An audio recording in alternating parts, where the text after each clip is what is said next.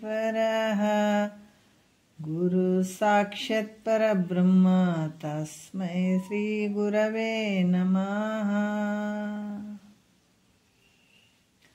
ध्यान मूलो गुरुमूर्ति पूज्य मूलो गुरुपाद मंत्र मूलो गुरुवाक्य मुक्ति मूलो गुरुकृपा। ಸ್ತೋತ್ರಿಯ ಬ್ರಹ್ಮನಿಷ್ಠ ಸದ್ಗುರು ಬಸವಾನಂದರ ಪಾದಕಮಲಗಳಿಗೂ ಅವರ ಪ್ರತಿರೂಪದಂಥ ನಿಜಗುಣಪ್ಪನವರ ಪಾದಕಮಲಗಳಿಗೂ ನನ್ನ ದೀರ್ಘದಂಡ ಪ್ರಣಾಮಗಳನ್ನು ಸಲ್ಲಿಸುತ್ತಾ, ಸದ್ಗುರು ಮಾರ್ಥಂಡ ಸಾಬೆ ಸದ್ಗುರುಗಳ ಪಾದಕಮಲಗಳಿಗೂ ಹಾಗೂ ರಾಯಪ್ಪ ಸದ್ಗುರುಗಳ ಪಾದಕಮಲಗಳಿಗೂ ನನ್ನ ದೀರ್ಘದಂಡ ಪ್ರಣಾಮಗಳನ್ನು ಸಲ್ಲಿಸುತ್ತಾ, ಗುರು ಸ್ವರೂಪರಂಥ ನನ್ನ ಪ್ರತಿದೇವರಿಗೂ ಕೂಡ ನನ್ನ ದೀರ್ಘದಂಡ ಪ್ರಣಾಮಗಳನ್ನು ಸಲ್ಲಿಸುತ್ತಾ, ಮನದಲ್ಲಿ ಸ್ಮರಿಸಿಕೊಳ್ಳುತ್ತಾ, ತಮ್ಮೆಲ್ಲರಿಗೂ ವಂದಿಸುತ್ತಾ, ಪರಮಾರ್ಥ ಗೀತೆ ಒಳಗೆ ಈಗ ಕೊನೆಯ 9ನೇ ಗತಿ ಅಲ್ಲಿ ಒಂದು ಕೊನೆಯ ನುಡಿಯನ್ನು ನೋಡಿಕೊಂಡು ಮುಂದೆ ಹೋಗೋಣ. ಭಾಳ ಅದ್ಭುತವಾಗಿ 9ನೇ ಗತಿಯಲ್ಲಿ ಕೂಡ ಹೇಳಿದ್ದಾರೆ. ನಾವು ಸೂತ್ರ ನೋಡೋಣ. ಯಾಕಂತಂದ್ರೆ 9ನೇ ಗತಿ ಒಳಗೆ ಏನು ಹೇಳ್ತಾರೆ, ಅಸಂಗ ಭೂಮಿಕೆಯನ್ನು ಇಲ್ಲಿ ಹೇಳ್ತೀವಿ ಅಂತ ಹೇಳ್ತಾರೆ. ನೋಡೋಣ ಸೂತ್ರ. ಇಂತು ಈ ಪರಿಭೂಮಿತ್ರಯಮಂ ತಿಳಿಪಿದನು ಅಲ್ಲಿ 3ನೆಯ ನಿಸ್ಸಂಗ. ನಿಸ್ಸಂಗಕ್ಕಂತೂ ಉಭಯ ಭೇದವನು ಈಗಂ ತೋರ್ಪೆನು ಅನೂನ ಯುಕ್ತಿ ಸಂಗತ್ಮಾಗಲ್ ಅಂತ ಹೇಳ್ತಾರೆ ಅವರು. ಏನು ಹೇಳ್ತಾರೆ, ಹಿಂದಿನ ಗತಿಯಲ್ಲಿ ಸುಖೆ ಸಪ್ತಭೂಮಿಕೆಗಳ ಬಗ್ಗೆ ಹೇಳ್ತಾ ಇದ್ದಾರೆ. ಸುಖೇಚ್ಛ, ಸುವಿಚಾರ ಮತ್ತು ಇಲ್ಲಿ ಅಸಂಗ ಅನ್ನುವಂಥದ್ರ ಬಗ್ಗೆ ಅಲ್ಲಿ ಹೇಳಿದರು.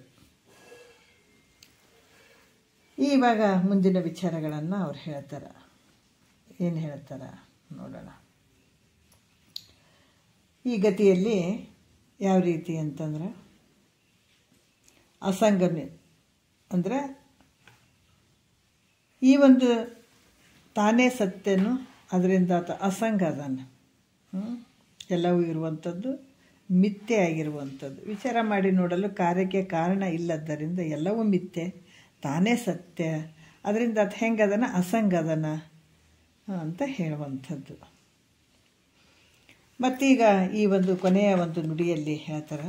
ಏನು ಹೇಳ್ತಾರೆ ನೋಡೋಣ ಒಂದು ಸ್ವಲ್ಪ.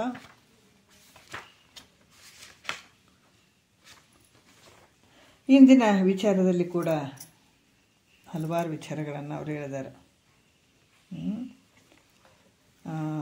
ಮತ್ತು ಅವರು ಯಾವುದಂತಂದ್ರೆ 9ನೇ ನುಡಿಯಲ್ಲಿ ಕೂಡ ಹೇಳ್ತಾರೆ, ಅಸಂಗ ಭೂಮಿಕೆಯನ್ನು ಪ್ರಾಪ್ತಿ ಮಾಡಿಕೊಂಡಂಥ ಯೋಗಿ ಜ್ಞಾನಿ ಸ್ವರೂಪ ಯಾವುದೊಂದು ಕಲ್ಪನೆಗೆ ನಿಲುಕದೇ ಇರುವಂಥದ್ದು, ಯಾವುದಕ್ಕೂ ನಿಲುಕದೇ ಇರುವಂಥದ್ದು ಯಾರು? ಅಸಂಗ ಭೂಮಿಕೆಯನ್ನು ಪ್ರಾಪ್ತಿ ಮಾಡ್ಕೊಂಡಂಥ ಪುರುಷ. ಹೆಂಗಂದ್ರೆ ತೆರೆಗಳಿಂದ ರಹಿತವಾಗಿರುವಂಥದ್ದು. ತೆರೆಗಳು ಇರದೇ ಇದ್ದಾಗ ಹೆಂಗೆ ಶಾಂತವಾಗಿರ್ತದಲ್ಲ ನೀರು, ಸಮುದ್ರದ ನೀರು, ಹಂಗೆ ತೆರೆಗಳಿಲ್ಲದೆ ಇರುವಂಥ ಸಮುದ್ರ ಹೆಂಗೆ ಶಾಂತವಾಗಿರ್ತದೆ ಹಂಗೆ ಅಸಂಗ ಭೂಮಿಕೆಯ ಸ್ವರೂಪ ಮತ್ತು ಸಂಕಲ್ಪ ವಿಕಲ್ಪ ಯಾವುದು ಭಾವನೆಗಳೇ ಇರಂಗಿಲ್ಲ ಅಲ್ಲಿ ಮನಸ್ಸಿನಲ್ಲಿ. ಅದಕ್ಕೆ ಮುಖ್ಯವಾಗಿರುವಂಥದ್ದು ಎಷ್ಟೋ ಜನ್ಮದ ಪುಣ್ಯ ಈ ಸುಖೇಚ್ಛ ಅನ್ನುವಂಥದ್ದು ಬರುವಂಥದ್ದೇ. ಅದರ ಮತ್ತೆ ಮೇಲೆ ಮಾಡುವಂಥ ಸುಖೇಚ್ಛ, ಆವಾಗ ಮತ್ತು ಸುವಿಚಾರ. ಯಾವಾಗಿದು ನಾನು ಆನಂದವಾಗಿರಬೇಕು, ಈ ಜನನ ಮರಣ ಅನ್ನುವಂಥದ್ದು ದೊಡ್ಡ ರೋಗ ಅದ ನನಗೆ, ಇದು ನನಗೆ ಬೆಂಬಿಡದೆ ಬೆನ್ನತ್ತದ, ಈ ದುಃಖದಿಂದ ನಾನು ಪಾರಾಗಬೇಕು, ಮಹಾತ್ಮರು ಎಲ್ಲರೂ ಪಾರಾಗ್ಯಾರ, ಮತ್ತು ಅವ್ರ ದಾರಿ ನಾನು ಹಿಡಿದೆ ಅಂತಂದ್ರೆ ನಾನು ಪಾರಾಗಕ್ಕೆ ಸಾಧ್ಯ ಅದ. ಅವರು ಇದೇ ಪಂಚಭೂತದಿಂದ ಆದಂಥ ಈ ಜಗತ್ತಿನ ಪಂಚಭೂತದಿಂದನೇ ಅವ್ರ ಶರೀರನೂ ಆಗ್ಯದ, ನನ್ನ ಶರೀರನೂ ಐತೆ. ಅವರಿಗೂ ಎಲ್ಲ ಭಾವನೆಗಳು ಇದ್ದವು, ಆದ್ರೆ ವೈರಾಗ್ಯ ಭಾವದಿಂದ ಅವನ್ನೆಲ್ಲ ಜಯಿಸಿದರು. ಮತ್ತು ನಾವು ಅಂತ ಅವರ ಒಂದು ಮಾರ್ಗದಲ್ಲಿ ನಾವು ಹೋದಾಗ ನಾವು ಮುಕ್ತರಾಗಕ್ಕೆ ಸಾಧ್ಯ ಅದ, ಈ ಜನನ ಮರಣದಿಂದ ಬಿಡುಗಡೆ ಆಗಕ್ಕೆ ಸಾಧ್ಯ ಅದ, ಈ ಜನ್ಮನೆ ಕಡಿಗೆ ಮಾಡ್ಕೊಳ್ಳೋಣ. ನಿಜಗುಂಡ್ರೆ ಏನು ಹೇಳಿದಾರ, ಅನಿಮಿತ್ತ ಅರಿಗಳೆನಿಪ ಕಾಮಾದಿಗಳಿಗಾಗಿ ತನುವ ಅನೇಕವನ್ನು ಕೊಟ್ಟೆ ಭವಭವಂಗಳಲ್ಲಿ ನಿನಗೊಂದು ದೇಹವನ್ನು ಕೊಟ್ಟು ತಪವಂತು ಘನಶಂಭು ಲಿಂಗವಾಗಿರಲೊಲ್ಲೆ ಮನುಜ ಅಂತ ಅವ್ರು ಹೇಳಕತ್ತಾರ. ಜನ್ಮ ಜನ್ಮಾಂತರದಲ್ಲಿ ಅರಿಷಡ್ ವರ್ಗಗಳಿಗೆ ಕಾಮ, ಕ್ರೋಧ, ಮದ, ಮೋಹ ಇವಕ್ಕೆಲ್ಲಷ್ಟಕ್ಕೂ ಒಂದೊಂದು ಜನ್ಮಗಳನ್ನು ಕೊಟ್ಟು ಕೊಟ್ಟು ಕೊಟ್ಟು ಬಂದವನಿದೆ. ಈಗಾದರೂ ಕೂಡ ಸ್ವಲ್ಪ ತಿಳ್ಕೊಂಡು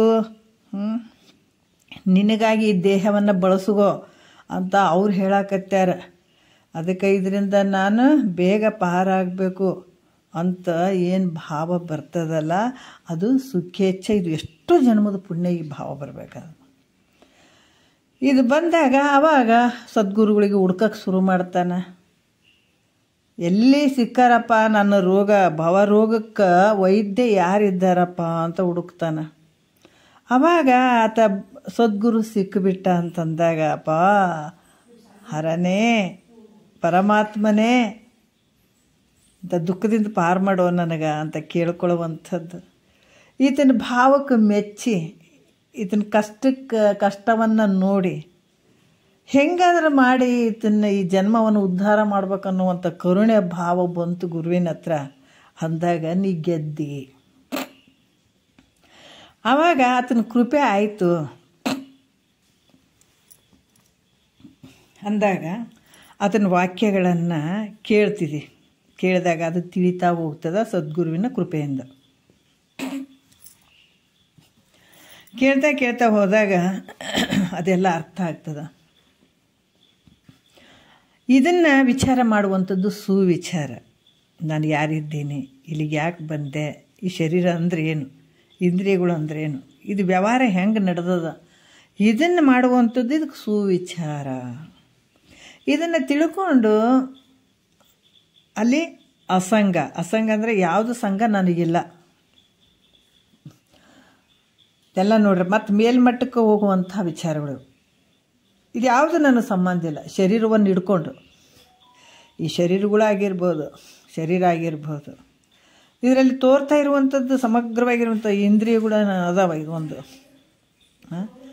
ಇಂದ್ರಿಯಗಳು, ಜ್ಞಾನೇಂದ್ರಿಯಗಳು, ಕರ್ಮೇಂದ್ರಿಯಗಳು ಇವೆಲ್ಲ ವ್ಯವಹಾರ ಮಾಡ್ತವೆ. ಇವೆಲ್ಲ ನಾನೇನು ಅಂತಂದರೆ ಇವು ಯಾವ ನಾನಲ್ಲ, ಇವನ್ನೆಲ್ಲ ತೆಗೆದುಹಾಕೋದು. ಇದು ನಾನಲ್ಲ. ಕೊನೆಗೆ ನೀನು ಹೆಂಗಿದೆ, ಅಸಂಗವಾಗಿರುವಂಥವ್ನು ನಾನು. ಇದ್ಯಾವುದು ನನಗೆ ಸಂಬಂಧ ಇಲ್ಲ ಅಂತ ಅನ್ನುವಂಥದ್ದು ಯಾರಿಂದ ಗೊತ್ತದಂದ್ರೆ ಸದ್ಗುರುವಿನ ಮುಖಾಂತರ ಗೊತ್ತಾಗ್ತದೆ ಇದು ವಿಚಾರ. ಇಲ್ಲಾಂದ್ರೆ ಗೊತ್ತಾಗಂಗಿಲ್ಲ ಅದು. ಮತ್ತು ಅದಕ್ಕೆ ಹೇಳ್ತಾರೆ ಹೃದಯ ಗ್ರಂಥಿ ಅಂತ ಯಾತಕ್ಕೆ ಹೇಳ್ತಂದ್ರೆ ಇರದೇ ಇರುವಂಥ ವಸ್ತುಗಳು ನಾನು ಅಂದ್ಕೊಂಡು ಕುಂತು ಅನಾತ್ಮವಾಗಿರುವಂಥವುಗಳನ್ನು ಅದರಲ್ಲಿ ಆನಂದವನ್ನು ಹುಡ್ಕುವಂಥದ್ದು. ಅವ ಆನಂದ ಕೊಡ್ತಾವೇನಂದ್ರೆ ಮತ್ತೊಂದಿಷ್ಟು ದುಃಖನೇ ಕೊಡ್ತಾವೆ ನಿನಗೆ. ಅದಕ್ಕೆ ಇದು ಶಾಸ್ತ್ರ ಹೇಗಿದೆ ಅಂತಂದ್ರೆ ನಮ್ಮನ್ನು ನಾವು ತಿರ್ಗಾ ನೋಡ್ಕೊಳ್ಳೋದಿದು ಅಷ್ಟೇ.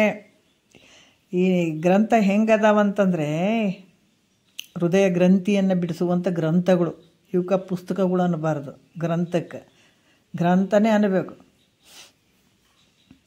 ಇವರು ಯಾಕಂತಂದ್ರೆ ಹಲವಾರು ವಿಚಾರಗಳನ್ನು ನಾವು ತಿಳ್ಕೊಳ್ಳಿಕ್ಕೆ ಸಾಧ್ಯ ಆಗ್ತದೆ. ಗ್ರಂಥ ಇವು ಯಾವ ನಮಗೆ ನೋವು ಕೊಡ್ತಾವೋ ಅವು ಸುಖ ಅಂತ ತಿಳ್ಕೊಂಡಿದ್ದೀವಿ.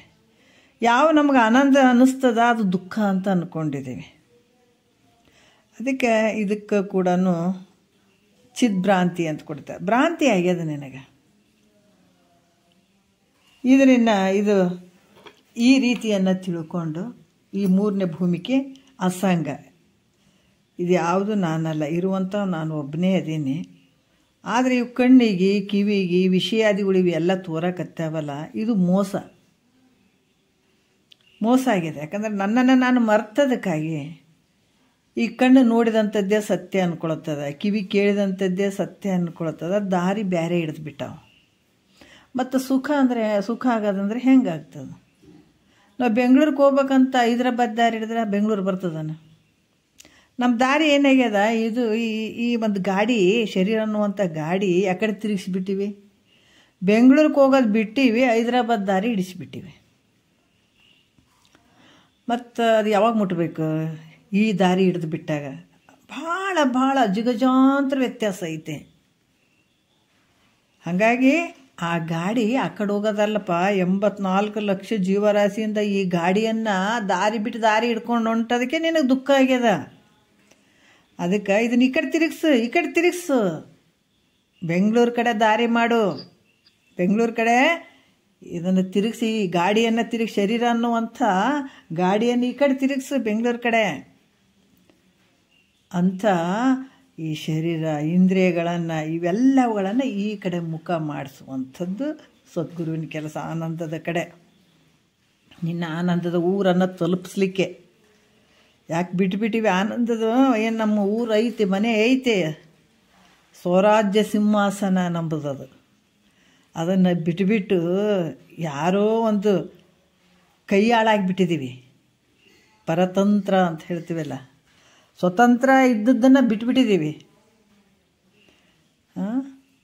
ಅದಕ್ಕೆ ಇಲ್ಲಿ ಕೂಡ ಸದ್ಗುರುನಾಥ ಏನು ಮಾಡ್ತಾನೆ, ಈ ಕಡೆ ಮುಖ ಮಾಡಿಸಿ, ಇವು ಯಾವ ನೀನಲ್ಲ, ಇರುವಂಥದ್ದು ನೀನು ಎಲ್ಲ ನಿನ್ನೊಳಗೆ ತೋರ್ತಾವ, ಇವು ಯಾವಕ್ಕೂ ಸಂಬಂಧಪಟ್ಟವನ್ನಲ್ಲ ನೀನು. ಇವು ದೃಶ್ಯವಾಗಿ ತೋರ್ತಾವ, ತಿಳಿಸಿಕೊಳ್ತಾವ, ಇವು ನಾಶ ಆಗ್ತಾವ. ಯಾವ ದೃಶ್ಯವಾಗಿ ತಿಳಿಸಿಕೊಳ್ತಾವ ಅವೆಲ್ಲ ನಾಶ ಆಗ್ತಾವಪ್ಪ. ಇದನ್ನು ನಾನೇ ಅನ್ಕೋಬೇಡ, ಇವು ನೀನು ಅಲ್ಲ ಅಂತ ಹೇಳಿ ಹೇಳಿ ಹೇಳಿ ಹೇಳಿ ತಿರುಗಿಸ್ತಾನೆ. ಅದನ್ನು ಪ್ರಯತ್ನ ಪಟ್ಟಿದ್ದು ಹೇಳಿ ಹೇಳಿ ಹೇಳಿ ತಿರುಗ್ಸೋಕ್ಕೆ ಪ್ರಯತ್ನ ಮಾಡ್ತಾನೆ. ಗುರು ಹೇಳೋಣ ಇದನ್ನು ಪ್ರಯತ್ನ ಪಟ್ಟು ಪಟ್ಟು ಪಟ್ಟು ಮನಸ್ಸನ್ನು ಈ ಕಡೆ ತಿರುಗಿಸ್ಬೇಕಾಗ್ತದೆ. ಗುರುಗಳು ಹಂಗೆ ಹೇಳಕತ್ತಾರೆ, ನಾನು ಹಿಂಗೆ ಕೇಳ್ತೀನಿ ಅಂತ ಹೋಗೋರು ಭಾಳ ಜನ ಅದಾರ. ತಾತವ್ರು ಹೇಳ್ತಿದ್ರು ನಮಗೆ, ಕೇಳಿ ಕೇಳಿ ಕೇಳಿ ಮನಸ್ಸು ಹಂಗೆ ಇಟ್ಕೊಂಡು ಕುಂತ್ರ ಎಷ್ಟು ವರ್ಷ ಕೇಳಿದ್ರೇನು ಅದಕ್ಕೇನು ಮುಕ್ತಿ ಆಗ್ತದೇನು ಅಂತಿದ್ರು. ಕೇಳಿದ ತಕ್ಷಣ ಗುರುವಾಕ್ಯ ಪರಮಾತ್ಮನ ಈ ಸ್ವರೂಪವಾಗಿ ಹೇಳ್ತಾನಂತ ಯಾವಾಗ ತಮ್ಮ ಅಂತರಂಗದಲ್ಲಿ ಇಳಿಸ್ಕೊಳ್ತಾರ, ಅಳವಡಿಸ್ಕೊಳ್ತಾರ, ಆ ಮನಸ್ಸನ್ನು ಬದಲಾವಣೆ ತೊಗೊಂಡು ಬರ್ತಾರ, ಅವ್ರಿಗೆ ಆಗ್ತದೆ ಇದು. ಮತ್ತು ಕೇಳಿನ ನಾವು ಮೊದಲು ಹಂಗೆ ಕೇಳೋದಕ್ಕಿಂತ ಮುಂಚೆನೂ ಹಂಗನೇ ಇದ್ದೀವ್ರಿ, ಮತ್ತು ಈಗನೂ ಹಂಗೆ ಇರ್ತೀವ್ರಿ. ಕೇಳೋದು ಬಿಟ್ಟಿಲ್ಲ, ಮಾಡೋದು ತಪ್ಪಿಲ್ಲ. ಆನಂದ ಆಗ್ತದ ಇದಕ್ಕೆ? ಸಾಧ್ಯನೇ ಇಲ್ಲ. ಗುರು ಹೇಳಿದಂಗೆ ನಿಜವಾದ ಅಧಿಕಾರಿ ಒಂದು ಸಲ ಗುರುನಾಥನ ಬಾಯಿಂದ ಬ್ರಹ್ಮಸತ್ಯ ಜಗನ್ಮಿಥ್ಯ ಕಾಣುವಂಥದ್ದು, ಈ ಜಗತ್ತು ಮಿಥ್ಯೆ ಆಯಿತು, ಇದು ಸತ್ಯ ಅಲ್ಪ. ಯಾಕಂದರೆ ಅಷ್ಟು ಪವರ್ಫುಲ್ ಇರ್ತಾವೆ ಗುರುವಾಕ್ಯ ಅಂದ್ರೆ. ಸಾಮಾನ್ಯವಾಗಿ ಎಲ್ಲರೂ ಹೇಳ್ತಾರೆ, ಇಲ್ಲರಿ ಬ್ರಹ್ಮಸತ್ಯ ಜಗನ್ಮಿಥ್ಯ, ಇದು ನಾನಲ್ರಿ ನೀನು. ಸಾಮಾನ್ಯ ವ್ಯಕ್ತಿಗಳು ಹೇಳೋದಕ್ಕೂ ಸದ್ಗುರುವಿನ ವಾಕ್ಯಗಳು ಕೇಳೋದಕ್ಕೂ ವ್ಯತ್ಯಾಸ ಐತೆ. ಒಂದು ಬಂದೂಕದಲ್ಲಿ ಗುಂಡು ಹಾಕೊಂಡು ಹೊಡಿಯೋದಕ್ಕೂ ಕೈಲೇ ಗುಂಡು ತೊಗೊಂಡು ಕೇಸ್ ಹೊಡಿಯೋದಕ್ಕೂ ವ್ಯತ್ಯಾಸ ಐತಲ್ಲ. ಬಂದೂಕದಲ್ಲಿರುವಂಥ ಗುಂಡುಗಳನ್ನು ತೊಗೊಂಡು ಒಂದು ಪ್ರಾಣಿ ಪಕ್ಷಿಗಳಿಗೆ ಓಡಿದ್ರೆ ಅದು ಸಾಯ್ತಾವ ನಾವು? ಇಲ್ಲ, ಸಾಯಂಗಿಲ್ಲ. ಅದೇ ಗುಂಡನ್ನು ಬಂದೂಕದಲ್ಲಿ ಹಾಕೊಂಡು ಗುರಿಟ್ಟು ಹಿಂಗೆ ಓಡ್ದಿವಿ ಅಂತಂದಾಗ ಏನೇ ಮುಂದಿದ್ದದ್ದು ಏನೇ ಎಲ್ಲ ಸತ್ತು ಹೋಗ್ಬಿಡ್ತದೆ. ಪ್ರಾಣಿ ಮನುಷ್ಯ ಯಾರಿದ್ರೂ ಕೂಡ ಸತ್ತು ಹೋಗ್ಬಿಡ್ತದೆ. ಅದಕ್ಕೆ ಈ ಅಜ್ಞಾನ ಅನ್ನುವಂಥದ್ದು ಸಾಯಬೇಕಾದ್ರೆ, ಅದು ನಾಶ ಆಗಬೇಕಾದ್ರೆ, ಅದು ಹೋಗ್ಬೇಕಾದ್ರೆ ಸದ್ಗುರು ವಾಕ್ಯನೇ ಕೇಳಬೇಕಿದೆ. ಕೇಳಿ ತಕ್ಷಣವೇ ಮನಸ್ಸು ಅದೇ ಥರ ಆಗಿಬಿಡ್ಬೇಕು, ಬರಬೇಕು. ಹಂಗೆ ತತ್ತೊಮ್ಮಸಿ ನೋಡ್ರಿ ಎಷ್ಟು ಚಂದ ಹೇಳ್ತಾರೆ. ಅಭೇದ ರೂಪವಾಗಿ, ಅದಕ್ಕೆ ಬಹು ಪುಣ್ಯದಿಂದ ಗುರು ದೇವತಾನೆ ಬಂದನು, ಎದಿರಬೇಡಿರೆಂದನು, ಅಭಯ ನೀಡಿ ಬಿಟ್ಟನು, ಬೋಧ ಹೇಳಿ ಕೊಟ್ಟ, ಭವ ರೋಗ ಬಿಡಿಸಿ ಬಿಟ್ಟ, ದ್ವೈತ ತೂರಿ ಬಿಟ್ಟ. ಬೋಧ ಹೇಳಿ ಕೊಟ್ಟ, ದ್ವೈತ ತೂರಿ ಬಿಟ್ಟ. ನೋಡ್ರಿ, ಅದ್ವೈತ ತಿಳಿಸಿಕೊಟ್ಟ ಅಂತ ಒಂದು ಪದ್ಯದಲ್ಲಿ ಬರ್ತದೆ. ಭೇದ ಅಂದಾಗ ಅದು ಭಯ ಐತೆ. ಎಲ್ಲ ರೂಪ ನಾನೇ ಅಂದಾಗ ಭಯ ಎಲ್ಲಿರ್ತದೆ ಹೇಳ್ರಿ?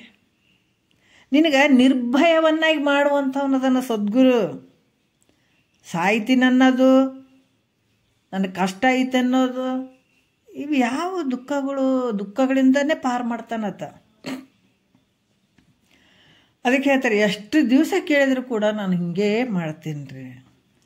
ಅದಕ್ಕೊಂದು ದೃಷ್ಟಾಂತ ಕೂಡ ಹಿಂದೆ ಬಂದವು. ಒಬ್ಬ ನಸುಗತ್ತಲಿನಲ್ಲಿ ಹೋಗ್ತಾ ಇದ್ದಾಗ ಬಾವಿ ಇತ್ತು, ಬಿದ್ದುಬಿಟ್ಟ. ಬಾವಿ ಇದ್ದಾಗ ಬಿದ್ದಗಳನ್ನೇ ಅಲ್ಲಿ ಒಂದು ಗಿಡ ಇತ್ತು, ಮಧ್ಯೆ ಇದು ಅರಳಿ ಗಿಡ ಅವೆಲ್ಲ ಬೆಳಿತಾವೆ ನೋಡ್ರಿ. ಮಧ್ಯೆ ಬಾವಿದ ಒಳಗಡೆ ಒಂದು ಅರಳಿ ಗಿಡ ಸಣ್ಣದು ಇತ್ತದು ಬೇರು. ಬಿದ್ದೆ ಅಂದಗಳೇ ಅದಕ್ಕೆ ಭಯ ಆಗಿಬಿಡ್ತು ನೋಡಿ. ಬಿದ್ದುಗಳೇ ಆತ ಏನು ಮಾಡ್ಯದ, ಆ ಬೇರು ಸಿಕ್ಕಿಬಿಡ್ತು, ಕೈಗೆ ಹಿಡ್ಕೊಂಡು ಕುಂತ್ಬಿಟ್ಟ. ಕೂಗ್ತಾನ. 6:30 7 ಗಂಟೆಗೆ ಯಾರು ಇರ್ತಾರಲ್ಲಿ ಸಾಯಂಕಾಲ? ಯಾರೂ ಇಲ್ಲ. ರಾತ್ರಿ 6 ಗಂಟೆ 7 ಗಂಟೆ ಸುಮಾರು ಯಾರೂ ಇಲ್ಲ. ಇನ್ನು ಕೆಳಗೆ ಹೆಂಗೆ ಹೋಗ್ತಾನೆ? ಎಷ್ಟೊತ್ತಾದ್ರೆ ಹಿಡ್ಕೊಂಡ ಕುಂದಿರ್ಬೇಕಾಗ್ತದೆ. ಬಿಟ್ಟರೆ ಸಾಯ್ತಾನವ. ಹಂಗೆ ಹಿಡ್ಕೊಂಡು ಕುಂತ. ಮುಂಜಾನೆ ನಾನು ಕಾಪಾಡಿ ಅಂತ ಹಂಗೆ ಕೂಗ್ತಾನೆ ಇದ್ದ. 6 ಗಂಟೆ ಆಯಿತು 7 ಗಂಟೆ ಆಯಿತು. ಹೊಲಕ್ಕೆ ಹೋಗಾಕತ್ತಿದ್ರು. ಏನೇ ಶಬ್ದ ಬರ್ತಂತ ಇಣಿಕಿ ನೋಡಿದ್ರು ಬೇರೆ ಇಟ್ಕೊಂಡು ಕುಂತು ಕುಂತಾಗ ಈ ಮೇಲ್ಗಡೆ ಬರೋರು ಎಲ್ಲ ಏನಾಗಿದೆ ಏನಾಯ್ತು ಬಗ್ಗಿ ನೋಡಿದ್ರೆ ಅವಾಗ ಕುಂತಿದ್ದ. ತೂ ಇನ್ನು ಸತ್ತೋಗ್ಬಿಡ್ತಾನೆ ಇವ ಅಂತ ಹೇಳಿಬಿಟ್ಟು ಒಂದು ಹಗ್ಗವನ್ನು ಹಾಕ್ತೀವಿ. ಹಗ್ಗವನ್ನು ಹಿಡ್ಕೊಂಡು ಮ್ಯಾಲೆ ಬಾಂದ್ರು. ಹಗ್ಗವನ್ನು ಹಿಡಿಬಿಟ್ರು. ಅವನೇನು ಮಾಡಿದ, ಒಂದು ಕಡೆ ಬೇರೆ ಹಿಡ್ಕೊಂಡ, ಒಂದು ಕಡೆ ಹಗ್ಗವನ್ನು ಹಿಡ್ಕೊಂಡ. ಹೇಳಿತಾರ ಬರೋನೇವಲ್ಲ. ಯಾಕೋ ಬರೋವಲ್ಲೇ? ಮತ್ತು ನಾವು ಹೇಳಿದ್ರೆ ಬರಬೇಕಾಗಿತ್ತು. ಮತ್ತು ಬೇರೆಗೆ ಹಿಡ್ದಿದ್ದೇನೋ ಅಂತಂದ್ರು ಅವರು. ಅಂದುಗಳನ್ನೇ ಹೌದು ಅಂದ. ಅಲ್ಲಪ್ಪ ನೀ ಬೇರೆ ಬಿಡು, ಹಗ್ಗ ಹಿಡಿ ಅಂದಾಗ ನೀ ಮ್ಯಾಲೆ ಬರೋಕ್ಕೆ ಸಾಧ್ಯ ಆಗ್ತದ ಅಂತಂದ್ರು ಅವರು. ಆತಂದ ನಾನು ಹೆಂಗೆ ಬಿಡಲಿ ಬೇರನ್ನು? ಯಾಕಂದ್ರೆ ರಾತ್ರಿನೇ ಬಿದ್ದೀನಿ. ಆ ಬೇರಿನ ಆಶ್ರಯದಲ್ಲೇ ನಾ ಇಷ್ಟು ಬೆಳತನ ಕುಂತ್ಕೊಂಡೀನಿ. ಒಂದು ವೇಳೆ ಬೇರೆ ಬಿಟ್ಟಿದ್ದಂದ್ರೆ ಸತ್ತೋಗ್ಬಿಡ್ತಿದ್ದ. ಅದಕ್ಕೆ ಅದು ಬೆಳಗ್ಗೆ ತನಕ ನನಗೆ ಆಶ್ರಯ ಆಗ್ಯದ, ಆಧಾರ ಕೊಟ್ಟದ. ಅದಕ್ಕೆ ನಾನು ಬೇರನ್ನ ಹೆಂಗೆ ಬಿಡಲಿ ಅಂತ ಹಿಡ್ಕೊಂಡು ಕುಂತಿದ್ನಂತದ್ದ. ಈ ಕಡೆ ಹಗ್ಗನೂ ಹಿಡ್ದಾನೆ, ಈ ಕಡೆ ಬೇರನ್ನು ಹಿಡ್ದಾನ. ಮ್ಯಾಲೆ ಬರೋಕ್ಕಾಯ್ತೇನೋ? ಇಲ್ಲಲ್ಲ. ಹಂಗೆ ಗುರುನಾಥ್ ಹೇಳಿದ ವಾಕ್ಯಗಳನ್ನು ಕೇಳ್ತೀನಿ, ನಾ ಮಾಡೋ ಕರ್ಮಗಳನ್ನು ಮಾಡ್ತೀನಿ ಅಂದರೆ ಹೆಂಗೆ ಇದು? ಯಾಕಂದರೆ ಶ್ರೋತ್ರಿಯ ಬ್ರಹ್ಮನಿಷ್ಠ ಸದ್ಗುರು ವಾಕ್ಯ. ಆತ ಏನು ಹೇಳ್ತಾನೆ? ಎಲ್ಲ ರೂಪವು ತಾನಂತೆ, ಶಿವ ಎಲ್ಲೆಲ್ಲಿ ತುಂಬಿಹನಂತೆ. ನೀನೇ ಪರಮಾತ್ಮ ಅಂತ ಹೇಳಕತ್ತೇನ. ಮತ್ತು ಇದಕ್ಕೆ ಮತ್ತು ಇನ್ನು ಎಲ್ಲಿ ಹುಡ್ಕಕ್ಕೆ ಹೋಗ್ಬೇಕ್ರಿ ಹೇಳ್ರಿ? ಹಾಂ, ಅದನ್ನು ಸಮಗ್ರವಾಗಿ ಗುರುವಾಕ್ಯವನ್ನು ತಿಳ್ಕೊಂಡು ಮನಸ್ಸಿನಲ್ಲಿ ತಾನೇ ಬದಲಾವಣೆ ಮಾಡ್ಕೊಂಡನಂದ್ರೆ ಆವಾಗ ಆನಂದವಾಗಿರ್ತಾನತ. ಹಂಗೆ ಅವ್ರು ಹೇಳ್ತಾರೆ, ನಾನು ಹೇಳ್ತೀನಿ ಹೆಂಗ್ರಿ ನಾನು ಬೇರೆನ ಹೆಂಗೆ ಬಿಟ್ಟು ಬರಲಿ ಅಂತಂದರೆ ನೀ ಯಾವಾಗ ಉದ್ಧಾರ ಆಗ್ತಿದ್ದಿ? ಯಾವಾಗ ಮ್ಯಾಲೆ ಬರ್ತಿದ್ದಿ? ಯಾವಾಗ ಈ ಜನನ ಮರಣದಿಂದ ಬಿಡುಗಡೆ ಆಗ್ತಿ? ಎರಡನ್ನೇ ಹಿಡ್ಕೊಂಡು ಕುಂತ್ರ. ಯಾವಾಗ ಗುರುವಾಕ್ಯ ನಿನಗೆ ಕಿವಿಗೆ ಬಿದ್ದು ಥಟ್ಟಂತ ಚೇಂಜ್ ಆಗ್ಬೇಕು ಮನಸ್ಸುಗಳು. ಗುರುವಾಕ್ಯ ಹೇಳಿದಂಥ ವಾಕ್ಯಗಳನ್ನೇ ಹಿಡ್ಕೊಂಡ್ಬಿಡ್ಬೇಕು. ಬೇರೆ ಅವಕಾಶನೇ ಇಲ್ಲ. ಭಯನೇ ಇಲ್ಲಲ್ಲ. ಸದ್ಗುರು ವಾಕ್ಯ ಭಯ ಮಾಡಿಸ್ತಾವೇನ? ನೀನು ನಿರ್ಭಯ ಮಾಡಿಸ್ತಾವ. ಭಯ ಎಲ್ಲಿರ್ತದ? ದೇವ್ರು ಬೇರೆ ನಾನು ಬೇರೆ. ಅದನ್ನು ಹೆದರಿ ಅದೇನು ಮಾಡಿಬಿಡ್ತಾ. ಇವತ್ತು ಉಪವಾಸ ಇರಲಿಲ್ಲ ಅಂದರೆ ಏನು ಮಾಡ್ತೋ ಏನಿಲ್ಲಪ್ಪ, ಯಾರಿಗೆ ಗೊತ್ತು? ಅದು ನನಗೆ ಎಷ್ಟು ತೊಂದರೆ ಕೊಡ್ತದೆ ಆ ದೇವರು. ಎಷ್ಟು ಭಯ ನೋಡ್ರಿ. ಭಯ ಭಯ ಭಯ ಭಯದಲ್ಲೇ ಸತ್ತಿದಿ. ಎಷ್ಟೋ ವರ್ಷ ಲೆಕ್ಕನೇ ಇಲ್ಲ ಸತ್ತದ್ದು ನೀನು. ಅದೇನು ಮಾಡ್ತದೆ, ಇದು ಮಾಡ್ತದೆ, ಎಲ್ಲ ದೇವರುಗಳು ನಿನ್ನ ಆಶ್ರಯದಲ್ಲಿದ್ದ ನೀನು ಮರ್ತು ಬಿಟ್ಟಿದೆ. ಅವು ನಿನ್ನಿಂದನೇ ಆದಂಥದ್ದು ನೀನು ಮರ್ತು ಬಿಟ್ಟಿದೆಪ್ಪ. ಅವು ಏನು ಮಾಡ್ತಾವೆ ನಿನಗೆ ದೇವ್ರುಗಳು? ಹಾಂ, ಅಂಜಿ ಅಂಜಿ ಅಂಜಿ ಅಂಜಿ ನಿನ್ನನ್ನು ನೀನು ಮರ್ತು ಕುಂತಿಯಲ್ಲ. ನಿನಗೆ ಏನು ಹೇಳಬೇಕು ಅಂತ ಸದ್ಗುರು ಎಳಿ ಎಳಿಯಾಗಿ ತಿಳಿಸಿ ಸದ್ಗುರು ಆ ಶಿಷ್ಯನಿಗೆ ಹೆಂಗೆ ಮಾಡಿದ. ಅಸಂಗ ಯಾವ ಸಂಘನೂ ನಿನಗಿಲ್ಲೋ. ಇರುವಂಥ ನೀನು ಒಬ್ಬನೇ ಇದಿ. ನಿನ್ನ ಸ್ವರೂಪ ಹೆಂಗೈತೆ ಅಂದರೆ ಒಂದೇ ಐತಪ್ಪ. ಎಲ್ಲ ತೋರುವಂಥದ್ದು ನಿನ್ನೊಳಗೆ ತೋರ್ತಾವ. ಸಕಲ ಜೀವರಾಶಿಗಳು ನಿನ್ನಲ್ಲೇ ತೋರಕತ್ತೇವಂದ್ರೆ ಮತ್ತು ಎಲ್ಲಕ್ಕಿಂತ ನಾ ಕನಿಷ್ಠ ಅಂತ ಕುಂತಿಯಲ್ಲ, ನಿನಗೇನು ಹೇಳ್ಬೇಕು?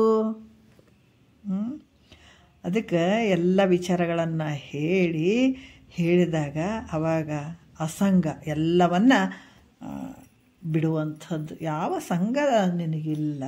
ಇರುವಂಥ ನೀನು ಏಕಮೇವ ಸರ್ವಭೂತೇಷು ಗೂಢಃ. ಎಲ್ಲದರಲ್ಲಿರುವಂಥದ್ದು ನಿನ್ನ ಸ್ವರೂಪನೇ. ನಿನ್ನ ಬಿಟ್ಟರೆ ಅನ್ನೇ ಇಲ್ಲವೇ ಇಲ್ಲ.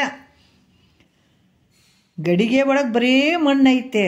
ಅದಕ್ಕೆ ನಾಮರೂಪದಿಂದ ಎಷ್ಟು ಮೋಸ ಮಾಡ್ತದೆ ನೋಡ್ರಿ. ನಮ್ಮ ಮಣ್ಣು ಯಾರನ್ನ ವಿಚಾರ ಮಾಡ್ತೀವೇನ? ಇಲ್ಲ. ನಾಮರೂಪ ಅನ್ನುವಂಥದ್ದು ಮೋಸ ಮಾಡಿ, ಕಣ್ಣಿಗೆ ಮೋಸ ಮಾಡಿ, ಇದು ಗಡಿಗೈತೆ, ಹಂಗೈತೆ, ಹಿಂಗೈತೆ ಅಂತ ಹಲವಾರು ರೀತಿಯಿಂದ ಹೇಳಕ್ಕೆ ಶುರು ಮಾಡ್ತೀವಿ. ಇರುವಂಥ ಬರೀ ಮಣ್ಣೇ ಐತೆ. ಹಂಗೆ ಈ ರೀತಿ ಅಸಂಗ ಆದ ವಿಚಾರಗಳನ್ನು ಅಲ್ಲಿ ಹೇಳುವಂಥದ್ದು. ಈಗ ಇವೆಲ್ಲ ಹೆಂಗಂದ್ರೆ ಈ 3 ಭೂಮಿಕೆಗಳು ನಿನ್ನ ವಿವೇಕದಿಂದ ಪ್ರಾಪ್ತಿಯಾಗ್ತಾವಪ್ಪ ಅಂತ ಹೇಳ್ತಾರೆ. ಇವು ಸುಖೇಚ್ಛ, ಸುವಿಚಾರ, ಅಸಂಗ, ಈ 3 ಭೂಮಿಕೆಗಳು ನಿನ್ನ ವಿವೇಕದಿಂದ ಪ್ರಾಪ್ತ ಆಗ್ತವೆ. ವಿವೇಕ ಬರಬೇಕಾದ್ರೆ ಹಿಂದಿನ ಪುಣ್ಯ. ಸಂಪತ್ತು ಅಂದ್ರೆ ರೊಕ್ಕ ರೂಪಾಯಿ ಗಳಿಸಿದಾಗ ಭಾರಿ ದೊಡ್ಡ ಸಂಪತ್ತಪ್ಪ, ದೊಡ್ಡ ನೌಕರಿ ಐತಪ್ಪ, ಸಂಪತ್ತು ಏನು ಪುಣ್ಯ ಮಾಡ್ಯಾನಪ್ಪ. ಹೌದು, ಅಜ್ಞಾನಿಗಳೇ ಬೆನ್ನು ಚಪ್ಪರಿಸ್ತಾರೆ, ಜ್ಞಾನಿ ಚಪ್ಪರಿಸಂಗಿಲ್ಲ. ಜ್ಞಾನಿ ಚಪ್ಪರಿಸೋದು ಯಾತಕ್ಕಂದ್ರೆ ತನ್ನ ಲಾಭ, ಮನುಜ ಕುಲ ಜನನದ ಲಾಭ ಹೌದು, ಆರು ನಾನೆಂದು ವಿಚಾರಿಸು. ನನ್ನನ್ನು ನಾನು ತಿಳ್ಕೊಳ್ಬೇಕಾಗ್ಯದ. ಮುಖ್ಯವಾಗಿ ನಾನು ಜನನ ಮರಣದಿಂದ ಬಿಡುಗಡೆ ಆಗಬೇಕಾಗ್ಯದ, ಮುಕ್ತನಾಗಬೇಕಾಗ್ಯದ. ತಾಯಿಯ ಜೇಲ್ ಅನ್ನುವಂಥದ್ದು ಯಾವಾಗ ನನ್ನನ್ನು ನಾನು ಮರ್ತು ಬಿಟ್ಟೆ, 84 ಲಕ್ಷ ಜೀವರಾಶಿ ಒಳಗೆ ತಾಯಿ ಗರ್ಭ ಅನ್ನುವಂಥದ್ದು ಒಂದು ಜೇಲು, ಅದು ಪನಿಷ್ಮೆಂಟ್. ಅದರಲ್ಲಿ ಬೀಳಬೇಕು, ಕಷ್ಟ. ಹೇಳ್ತೀರ್ದು ಅಂತಾರೆ ಮಹಾತ್ಮರು, ಅಂಥ ಕಷ್ಟ. ಅದಕ್ಕೆ ಹೇಳ್ತಾರೆ, ಆವ ಬಲ ಬಿಡಿದು ಅಖಿಲ ದುರಿತವನೆಸಿಗೆ ಜೀವಿಸುವೆ ಮಾಜದು ಉಸಿರಲೇ ಮಾನವ. ಇಷ್ಟೆಲ್ಲ ಕಷ್ಟಗಳು ಅದಾವಲ್ಲ, ತಾಯಿ ಗರ್ಭಕ್ಕೆ ಬರುವಂಥದ್ದು, ಹಲವಾರು ಕಷ್ಟಗಳನ್ನು ಅನುಭವಿಸುವಂಥದ್ದು. ಈ ರೀತಿ ಯಾವಾಗ ಪುಣ್ಯದ ಫಲ ನಿನಗೆ ಅವು ನಿಜವಾದ ಸಂಪತ್ತು ಏನು ಅಂದ್ರೆ ಅಲ್ಲವು. ಅವೆಲ್ಲ ಮಾಮೂಲಿ ರೊಕ್ಕ ರೂಪಾಯಿ ಇವೆಲ್ಲ ಬರ್ತಾವಲ್ಲ, ಬರ್ತಾವ. ಹಿಂದಿನ ಒಂದು ಪ್ರಾರಬ್ಧ ಇತ್ತು ಅಂದ್ರೆ ನೀವು ಬರಬಾರ್ದಂದ್ರೂ ಬರ್ತದೆ ಸಂಪತ್ತು. ಆದ್ರೆ ಬಂದಂಥ ಸಂಪತ್ತು ನಿನಗೆ ಮೋಸ ಮಾಡಕ್ಕೆ ಬಂದಂತನೇ ತಿಳ್ಕೊಬೇಕು. ಇಲ್ರಿ ನಾವು ಬಿಟ್ಟು ಹೋಗ್ಬೇಕೇನ್ರಿ, ಮೋಸ ಮಾಡಕ್ಕಂದ್ಗಳ ನೀನು ಬಗಿಬೇಕೇನ್ರಿ, ಹಂಗಲ್ಲ. ಅದಕ್ಕೆ ಸಿರಿ ಒಡೆದು ಜೀವಿಸುವ ಎಡೆಯೋಳು ವಿನಯವನು ಅಂತ ಹೇಳ್ತಾರೆ ಮಹಾತ್ಮರು. ಸಿರಿ ಬಂತು, ಸಂಪತ್ತು ಬಂತು ಅಂದ್ರೆ ಮದದಲ್ಲಿ ಓಲಾಡಿಸಿಬಿಡ್ತದ. ಯಾರು ದೊಡ್ಡವ್ರು ಯಾರು ಸಣ್ಣವ್ರು ಅಂತ ಕಣ್ಣಿಗೆ ಕಾಣಂಗಿಲ್ಲ, ಅಷ್ಟು ಮದ ಬಂದುಬಿಡ್ತದ. ಅದು ಒಂದು ದೊಡ್ಡ ಮೋಸ. ಎಚ್ಚರಿಕೆ ಕೊಡ್ತಾರೆ ಮಹಾತ್ಮರು. ಬಡತನ ಬಂದದಂದ್ರೂ ಕೂಡ ಅದನ್ನೂ ಒಂದು ಪರೀಕ್ಷೆ. ಅದರಲ್ಲಿ ಭಾವ ಹೋಯ್ತಂದ್ರೆ ಇದನ್ನು ಪಡ್ಕೊಳಕ್ಕಾಗಂಗಿಲ್ಲ. ಶ್ರೀಮಂತಿಕೆಯ ಭಾವದಲ್ಲಿ ಅದೇ ಒಂದು ಮದದಲ್ಲಿ ಹೋದಾಗ ಇದು ಪಡ್ಕೊಳಕ್ಕಾಗಂಗಿಲ್ಲ. ಅದಕ್ಕೆ ಇದು ಪ್ರಾರಬ್ಧಕ್ಕೇನು ಇದ್ದಾವ, ನೀನು ಬಯಸದೇ ಇದ್ದರೂ ಕೂಡ ನೀವು ಬರ್ತಾವೆ. ಅದಕ್ಕೆ ಹೌದು, ಅವೇನು ಸಂಪತ್ತಂತ ತಿಳ್ಕೊಬೇಡಪ್ಪ. ನೀನು ದೊಡ್ಡ ಸಂಪತ್ತಂತ ನೀನು ಅದ್ರಾಗ ತಿಳ್ಕೊಂಡು ಅದ್ರಾಗ ಮರಳಾಗಿ ಸತ್ಯ ಅಂದ್ರೆ ಮುಂದೆ ಏನು ಕಷ್ಟ ಅದಾವ ನಿನಗೆ. ಮಹಾತ್ಮರು ಹೇಳ್ತಾರೆ ನೋಡ್ರಿ, ಎಂಥ ಕಷ್ಟ ಅದಾವ. ಶ್ರೀರಾಮಚಂದ್ರ ಯಾಕೊಬ್ಬ ರಾಜ ಇದ್ನಲ್ಲ, ಇದನ್ನು ಕೇಳೋಕ್ಕೆ ಯಾಕೆ ಪ್ರಯತ್ನ ಮಾಡ್ಬೇಕಾಗಿತ್ತು? ರಾಜ್ಯದಲ್ಲೇ ಆತ ದೊಡ್ಡ ರಾಜನೇ ಇದ್ದ, ಅದರಲ್ಲಿ ಓಲಾಡ್ಬೋದಾಗಿತ್ತಲ್ಲ, ಯಾಕೆ ಕೇಳ್ದ ಆತ? ಯಾಕಂದ್ರೆ ಭಗವಂತನ ಅವತಾರ ಶ್ರೀರಾಮಚಂದ್ರ, ಶ್ರೀಕೃಷ್ಣ ಪರಮಾತ್ಮ.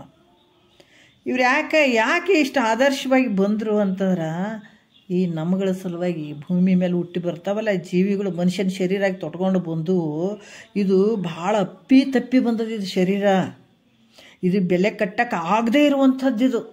ಇದಕ್ಕೆ ಯಾವುದಕ್ಕೂ ಬೆಲೆ ಕಟ್ಟಕ್ಕಾಗದೇ ಇರುವಂಥ ಸಂಪತ್ತಿದು.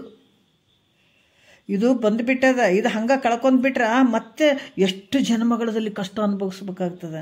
ಬಿಟ್ಬಿಟ್ರೆ ಇದನ್ನು ಹಂಗೆ ಬಿಟ್ಬಿಟ್ರೆ ಹೀಗೆ ಕಳ್ಕೊಂಡು ಹೋಗ್ತಾವೆ, ಇವು ಸತ್ಕೊಂಡು ಹೋಗ್ತಾವ ಅಂತ ಹೇಳಿಬಿಟ್ಟೆ. ಈ ಭಗವಂತನ ಅವತಾರಿಯಾದಂಥ ಶ್ರೀಕೃಷ್ಣ, ರಾಮಚಂದ್ರ, ಯಾಜ್ಞವಲ್ಕ್ಯರಾಗಿರೋ ಮಹಾರಾಜರು, ನಿಜಗುಂಡ್ರು, ಇವರೆಲ್ಲ ಮಹಾರಾಜರು ಇದ್ದರೂ ಕೂಡ ಗುರುವ ಇವೆಲ್ಲವನ್ನು ತೃಣಾ ಸಮಾನ ಅಂತ ತಿಳ್ಕೊಂಡು, ಇಹ ಪರಗಳನ್ನು ತೃಣಾ ಸಮಾನ, ಇಹ ಪರದ ಭೋಗಗಳನ್ನು ತೃಣಾ ಸಮಾನ ಅಂತ ತಿಳ್ಕೊಂಡು ಗುರುವಿಗೆ ಶರಣಾಗತನಾಗಿ ಎಲ್ಲ ಸಂಪತ್ತು ವೈಭೋಗ ಎಲ್ಲವನ್ನು ಗುರುಪಾದಕ್ಕೆ ಹಾಕಿಬಿಟ್ಟು ತಮ್ಮ ನಿಜವಾದ ಸಂಪತ್ತನ್ನು ತಿಳ್ಕೊಂಡ್ರು. ಈ ರೀತಿ ಒಬ್ಬ ಭಗವಂತನ ಅವತಾರಿಯಾದ ಇವರೆಲ್ಲರೂ ಈ ಥರ ತಿಳ್ಕೊಂಡಾರಂದ್ರೆ ನಮ್ಮಂಥವ್ರ ಪಾಡೇನು, ಮಾನವರ ಪಾಡೇನು. ನಾವು ಆ ಮಟ್ಟಕ್ಕೆ ಹೋಗಬೇಕು. ಸದ್ಗುರು ಮುಖಾಂತರ ಈ ಜ್ಞಾನವನ್ನು ನಾವು ತೊಗೊಳ್ಳಿಕ್ಕೆ ಸಾಧ್ಯ ಆಗ್ತದ. ಈ ಜ್ಞಾನ ಅನ್ನುವಂಥ ಸಂಪತ್ತನ್ನು ಸದ್ಗುರು ಮುಖಾಂತರನೇ ಪಡ್ಕೊಳಕ್ಕೆ ಸಾಧ್ಯ ಆಗ್ತದಂತ ತಿಳ್ಕೊಳ್ಳಂತ ಇಷ್ಟೆಲ್ಲ ಆದಂಥದ್ದಿದು. ಯಾರ ಸಲುವಾಗಿ? ನಮ್ಗಳ ಸಲುವಾಗಿ. ಅದಕ್ಕೆ ಇದು ಯಾವಾಗ ವಿವೇಕ ಜಾಗ್ರ ಆಗ್ತದಂದ್ರೆ ಪುಣ್ಯದ ಫಲ. ಇದಕ್ಕೆ ಸಾಧನಗಳು. ಈ ಜ್ಞಾನ ನಮಗದು ತಿಳಿಬೇಕಾದ್ರೂ ಕೂಡ ಈ ಪುಣ್ಯದ ಫಲದಿಂದನೇ ಬಂದಂಥದ್ದು ಇದು, ನಿಷ್ಕಾಮ ಪುಣ್ಯದ ಫಲ. ಯಾವಾಗ ಆ ಪುಣ್ಯದ ಫಲದಿಂದ ವಿವೇಕದಿಂದ ಪ್ರಾಪ್ತ ಆಗ್ತವೆ ಇವೆಲ್ಲ ನಿನಗೆ ಈ ಸಂಪತ್ತು. ಅದಕ್ಕೆ ಇವು ಸುಮ್ಮನೆ ಬರೋಂಗಿಲ್ಲ, ಪ್ರಯತ್ನ ಕೂಡ ಬಹಳ ಮುಖ್ಯ. ಜಾಗ್ರ ಸ್ವಪ್ನ ಸುಸುಪ್ತಿ 3 ಅವಸ್ಥೆಗಳು ತಾನೇ ಬರ್ತಾವೆ, ಅದಕ್ಕೇನು ಪ್ರಯತ್ನ ಮಾಡೋದು ಬೇಕಾಗಿಲ್ಲ. ಆದ್ರೆ ಇದು ವರ ಜಾಗ್ರ, ವರ ಸ್ವಪ್ನ, ವರ ಸುಸುಪ್ತಿ ಇವೆಲ್ಲ ಏನು ಅದಾವೆ, ಇವೆಲ್ಲ ಏನಂದ್ರೆ ಈ ಪ್ರಯತ್ನ ಬಹಳ ಮುಖ್ಯ. ಇದಕ್ಕೆ ಪ್ರಯತ್ನ ಇರಲಾರ್ದೆ ಯಾವುದೂ ಆಗಂಗಿಲ್ಲ. ನಾವು ಲೌಕಿಕದಾಗ ಏನಾರ ಪಡ್ಕೊಳ್ಬೇಕಾದ್ರೆ ನಾವು ಸುಮ್ಮನೆ ಆಗಿಬಿಡ್ತದೆ, ನಂಗೆ ಎಷ್ಟು ಕಷ್ಟಪಡ್ಬೇಕಾಗ್ತದೆ. ಆದರೆ ಇದು ಕಷ್ಟಪಡುವಂಥದ್ದಲ್ಲ, ನೀ ಇಷ್ಟಪಟ್ಟು ಪಡ್ಕೊಂಡಿದ್ದೆ ಆದರೆ ಭಾಳ ಸುಲಭ. ಇದು ಇದಕ್ಕೇನಿಲ್ಲ ನೋಡ್ರಿ, ಆನಂದ ಇದು. ಅದಕ್ಕೆ ಈ 3 ವಿವೇಕದಿಂದ ಪ್ರಾಪ್ತ ಆಗ್ತದೆ. ಅದರಿಂದ ಇವುಗಳೆಲ್ಲ ಕೂಡಿ ಒಂದು ಜಾಗೃತ ಅವಸ್ಥೆ ಆಗ್ತದೆ ಅಂತ ಕೂಡ ಇಲ್ಲಿ ಹೇಳಿದರು. ಈಗ 10ನೇ ನುಡಿ ನೋಡೋಣ. ವಿಕೃತಿಯ ನುಳಿದು ಈ ಸಂಸ್ಕೃತಿಯಲ್ಲಿ ಸುಕೃತದಿ ವೈರಾಗ್ಯಂ ದೊರೆದಲ್ಲಿ ವರ ಮೋಕ್ಷಾಪೇಕ್ಷೆಯ ಬಲದಿಂದ ಗುರುವರ ನೊರೆವ ಸುಯುಕ್ತಿಗಳಿಂದ ವಿರಚಿಪ ಶಾಸ್ತ್ರದ ಸುವಿವೇಕದೋಳು ದೊರಕೊಂಡ ಜಡ ಅಜಡ ಭೇದದೋಳು ಈ ಜಡ ಸಂಗಮ್ ತನಗಿಲ್ಲೆಂಬ ಈ ಜಡತನು ಮುಖ್ಯವೇ ಪುಸಿ ಎಂಬ ಮನದ ಆಲೋಚನೆಯಿಂದ ಸಮಂತು ಅನುವಾಯಿತು ಭೂಮಿತ್ರಯ ಮಿಂತು ಇದು ಬುದ್ಧಿಯ ಸುವಿವೇಕದೊಳಹುದು ಅದರಿಂ ಜಾಗ್ರಮಿದಿಂದೆನಿಸಿಹುದು. ಯೋಗವನ ಅಭ್ಯಾಸಿಪ ಮಾನವನು ಯೋಗಂ ಸಿದ್ಧಿಸದೊಡಲಳಿದವನು ಏನಹನೆಂದುರೆ ಕೇಳಿದನು ಸುತನು ಆನಂದದಿಂ ಪೇಳಿದಂ ಗುರುವರನು ಅಂತ ಹೇಳ್ತಾರೆ. ನೋಡ್ರಿ, ಅದ್ಭುತವಾಗಿ ಹೇಳ್ತಾರೆ. ವಿಕೃತಿಯ ನುಳಿದ ಈ ಸಂಸ್ಕೃತಿಯಲ್ಲಿ ಅಂತ ಹೇಳ್ತಾರೆ. ಈ ಕಾಮಾದಿ ವಿಕಾರವನ್ನು ಬಿಟ್ಟು ತೋರುವ ಈ ಸಂಸಾರದಲ್ಲಿ ಅಂದ್ರೆ ಏನು, ಈ ಸಂಸಾರದಲ್ಲಿ ಈ ದೇಹವನ್ನು ತೊಟ್ಕೊಂಡು ಬಂದು ದೇಹಧಾರಿಯಾದಂಥ ಈ ಪ್ರಾಣಿಯು ಅನೇಕ ಜನ್ಮಗಳಲ್ಲಿ ನಿಷ್ಕಾಮ ಪುಣ್ಯಕರ್ಮಗಳನ್ನು ಮಾಡಿ ಇವಾಗ ಈ ವಿಚಾರಗಳು ಬಂದವಲ್ಲ, ಆ ರೀತಿ ಈ ಪುಣ್ಯಕರ್ಮಗಳನ್ನು ಮಾಡಿ ನೋಡ್ರಿ. ಇವತ್ತು ಬರೀ ನಾವು ದೇವ್ರ ಮನೆ ಸ್ವಚ್ಛ ಇಡ್ತೀವಿ, ಹೌದಾ? ಶ್ರಾವಣ ಬಂತು, ಶ್ರಾವಣ ಬಂದಾಗ ಮನ್ಯಾಗ ಒಂದು ಚಮಚ ಕೂಡ ಬಿಡದೇನೆ ಎಲ್ಲ ತೊಳೆಯೋದು ಬಳದು ಶ್ರಾವಣ ಬಂದದ್ರಿ ಅಂತೆಲ್ಲ ಬೆಡ್ಶೀಟ್ಗಳು ಕೌದಿಗಳು ಎಲ್ಲ ಒಗೆದು ಪಾತ್ರೆಗಳೆಲ್ಲ ತೊಳೆದು ಎಲ್ಲೆಲ್ಲಿ ಇರ್ತಾವೆ ಮೂಲೆಯಾಗ ಅವೆಲ್ಲವನ್ನು ತೊಳೆದು ಡಬ್ಬಾಕಿ ತಳ ಪಳ ಪಳ ಪಳ ಪಳ ಒಳಿಬೇಕು. ಮನೆ ದೇವ್ರ ಮನೆಯೂ ಪಳ ಪಳ ಪಳ ಪಳ ಒಳಿಬೇಕು, ಯಾಕಂದ್ರೆ ಶ್ರಾವಣ ಮಾಸ ಐತೆ, ಹೌದಲ್ಲ? ನಿನ್ನ ಮನೆ ಒಳಗಿಂದ ಯಾವಾಗ ತೊಳ್ಕೊಳತ್ತ ನೀನು? ಒಳಗೆ ಹಂಗೆ ಐತೆ, ಹೊರಗೆ ಮನೆ ಹಂಗದ, ಒಳಗೂ ಒಂದು ಮನೆ ಐತಲ್ಲ, ಇದನ್ನ ಯಾವಾಗ ಸ್ವಚ್ಛ ಮಾಡಾರ? ಒಳಗೆ ಕಸ ಕಡ್ಡಿ ಎಲ್ಲವನ್ನ ಇಟ್ಕೊಂಡು ಹೊರಗೆ ಸ್ವಚ್ಛ ಮಾಡಿದ್ರೆ ಅಷ್ಟೇ ಆಯ್ತಾ? ಅದಕ್ಕೆ ಮಹಾತ್ಮರು ಹೇಳ್ತಾರೆ, ಇಲ್ಲಿ ಒಳಗಡೆ ಕೂಡ ಸ್ವಚ್ಛ ಆಗಬೇಕಲ್ಲ. ಹೊರಗಡೆ ಪಾತ್ರೆ ಸಾಬೂನು ಅದನ್ನು ತೊಳ್ಕೊಬೋದು, ಈ ಒಳಗಡೆ ಇರುವಂಥ ಪಾತ್ರೆಯನ್ನು ಹೆಂಗೆ ತುಳಿಬೇಕು ಅಲ್ಲ? ಅದಕ್ಕೆ ಇಲ್ಲಿ ಕೂಡ ಹೇಳ್ತಾರೆ, ಅಂತಃಕರಣ ಶುದ್ಧ ಆಗ್ಬೇಕಂದಾಗ ನಿಷ್ಕಾಮ ಕರ್ಮಗಳನ್ನು ಮಾಡಿದಾಗ ಇದು ಅಂತಃಕರಣ ಫಳ ಫಳ ಫಳ ಉಳಿತದೆ. ನಿಷ್ಕಾಮ ಕರ್ಮದಿಂದ ಈ ಪುಣ್ಯಕರ್ಮಗಳನ್ನು ಮಾಡಿದಾಗ, ಪುಣ್ಯಕರ್ಮಗಳು ನಿಷ್ಕಾಮ ಭಾವದಿಂದ ಮಾಡಿದಾಗ ಅದರಿಂದ ಏನಾಗ್ತದ, ಅಂತಃಕರಣ ಫಳ ಫಳ ಫಳ ಉಳಿತು, ಶುದ್ಧ ಆಗ್ತದೆ. ಶುದ್ಧವಾದ ಅಂತಃಕರಣದಲ್ಲೇ ಈ ವಿಚಾರಗಳು ತಿಳಿತಾವ. ಎಲ್ಲಕ್ಕಿಂತ ಮುಖ್ಯ, ಯಾಕಂದ್ರೆ ಮನೆ ಸ್ವಚ್ಛ ಇಡಬಾರ್ದೇನಂತಲ್ಲ, ಮನೆಯೂ ಸ್ವಚ್ಛ ಇರಬೇಕು, ಮನಸ್ಸು ಸ್ವಚ್ಛ ಇರಬೇಕಿಲ್ಲಿ, ಎರಡೂ ಸ್ವಚ್ಛ ಇರಬೇಕು. ಮನೆ ಮನ ಎರಡೂ ಸ್ವಚ್ಛ ಇರಬೇಕು. ಅಂದ್ರೆ ಇಲ್ಲಿ ಕೂಡ ಏನಾಗ್ತದೆ, ಅಂತಃಕರಣ ಶುದ್ಧ ಆಯಿತು ಅಂದಾಗ ಒಳಗಡೆ ಇರ್ತಾವಲ್ಲ ಅವು ಕಸ ಕಡ್ಡಿ ಅವೆಲ್ಲ ತೆಗೆದು ಬಿಸಾಕಿದಾಗ ಈ ಇಹಪರದ ಭೋಗಾದಿ ವಸ್ತುಗಳನ್ನು ಅಪೇಕ್ಷೆ ಮಾಡುವಂಥದ್ದೇ ಕಸ ಕಡ್ಡಿಗಳು. ಇವೆಲ್ಲ ಏನು ಅಪೇಕ್ಷೆ ಮಾಡ್ತೀಯಲ್ಲ, ಇಲ್ಲಿ ಹಲವಾರು ಭೋಗದ ವಸ್ತುಗಳನ್ನು ಅಪೇಕ್ಷೆ ಮಾಡ್ತೀವಿ, ಅದು ಬೇಕು ಇದು ಬೇಕು ಮನೆ ಬೇಕು ಮಠ ಬೇಕು, ನಾನಾ ರೀತಿಯ ಲೌಕಿಕದಲ್ಲಿ ಮಾಡುವಂಥದ್ದು, ಮತ್ತು ಹಲವಾರು ಕರ್ಮಗಳನ್ನು ಮಾಡುವಂಥದ್ದು, ಮತ್ತು ಮುಂದೆ ಸ್ವರ್ಗಾದಿ ಭೋಗಗಳನ್ನು ಅನುಭವಿಸ್ಬೇಕಪ್ಪ ಅಂತೇಳ್ಬಿಟ್ಟು ಜಪ ತಪ ಇವೆಲ್ಲವುಗಳನ್ನು ಆಸೆಯಿಂದ ಮಾಡುವಂಥದ್ದು. ಈ ವಿಷಯಗಳಲ್ಲಿ ಸುಖ ಅದ ಅಂತ ತಿಳ್ಕೊಳ್ಳುವಂಥದ್ದು ಇದು ಭಾಳಷ್ಟು ತಡೆ ಹೊಡುತ್ತದೆ ನಿನ್ನ ಸ್ವರೂಪ ತಿಳ್ಕೊಳ್ಳಿಕ್ಕೆ, ನಿನ್ನ ಆನಂದವನ್ನು ಅನುಭವಿಸ್ಲಿಕ್ಕೆ, ಆನಂದವನ್ನು ನೀ ಪಡ್ಕೊಳ್ಳಿಕ್ಕೆ. ಇವೆಲ್ಲ ನಿನಗೇನಾಗ್ತದ ಪ್ರತಿಬಂಧಕ್ಕೆ ಉಂಟು ಮಾಡ್ತಾವೆ. ಅಂದರೆ ಹೋಗದೆ ನಿನ್ನ ಆನಂದಕ್ಕೆ ಹೋಗದೆ ಇರುವಂಗೆ ಮಾಡುವಂಥ ವಿಷಯಾದಿ ಭೋಗಗಳು ಇಹಪರದು. ಅದಕ್ಕೆ ಇವುಗಳಲ್ಲಿ ಅನಿತ್ಯದಿಂದ ಕೂಡಿದವು.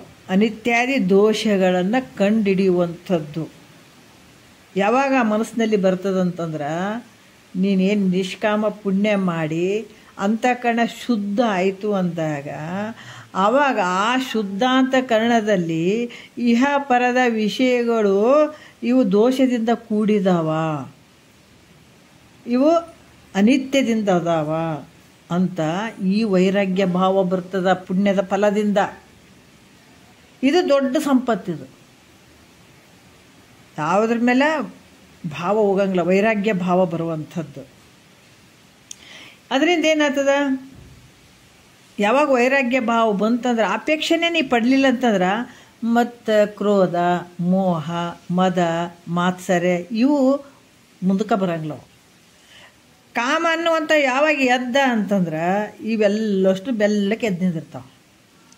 ಕಾಮ ಅನ್ನುವಂಥದ್ದೇನು ಅಪೇಕ್ಷೆ ವಸ್ತುಗಳ ಅಪೇಕ್ಷೆ ಪಡುವಂಥದ್ದು, ಯಾವುದೇ ಇರಲಿ ಅಪೇಕ್ಷೆ ಮಾಡುವಂಥದ್ದು. ಕಾಮ ಅಂದರೆ ಅಪೇಕ್ಷೆ ಮಾಡುವಂಥದ್ದು. ಈ ಕಾಮ ಅನ್ನುವಂಥದ್ದು ಮೊದಲು ನಾವು ಅಲ್ಲಿ ಹೋಗಿಬಿಟ್ಟಾಗ ಉಳಿದು ಏನು ಮಾಡೋಕ್ಕೆ ಸಾಧ್ಯ, ಯಾಕಂದರೆ ಎಲ್ಲನೂ ಬಿದ್ದುಬಿಡ್ತಾವೆ. ನಮಗೆ ತ್ಯಾಗ ಮಾಡಿಬಿಟ್ಟ ಕಾಮ ನಾನು ಬೇಕು ಅಂತ ಅನ್ನಲ್ಲ, ಯಾವುದೇ ಇದ್ದಿದ್ರಲ್ಲೇ ತೃಪ್ತಿ ಪಡುವಂಥ ಭಾವ. ಅದಕ್ಕೆ ವಿರತಿಯಿಂದ ಇತರ ಸಂಪದ ಸುಖ ಮುಂಟೆ ಅಂತ ಹೇಳ್ತಾರೆ. ನಾವು ಭಾಳ ಸೀರಿಯಸ್ ಆಗಿ ತೊಗೊಳಕ್ಕೆ ವಿಚಾರ ಮಾಡಬೇಕು, ಇವನ್ನ ನೋಡಬೇಕು. ಒಬ್ಬೊಬ್ಬರು ನಾನೇ ಎಲ್ಲೋ ಒಂದೊಂದು ಕಡೆ ನೋಡಿದ್ದೀವಿ. ಎಲ್ಲೋ ಒಂದು ಕಡೆ ಹೋದಾಗ ಅವ್ರಿಗೆ ಚಲೋ ಸೀರೆಗಳು ಇರಲಿಲ್ಲ.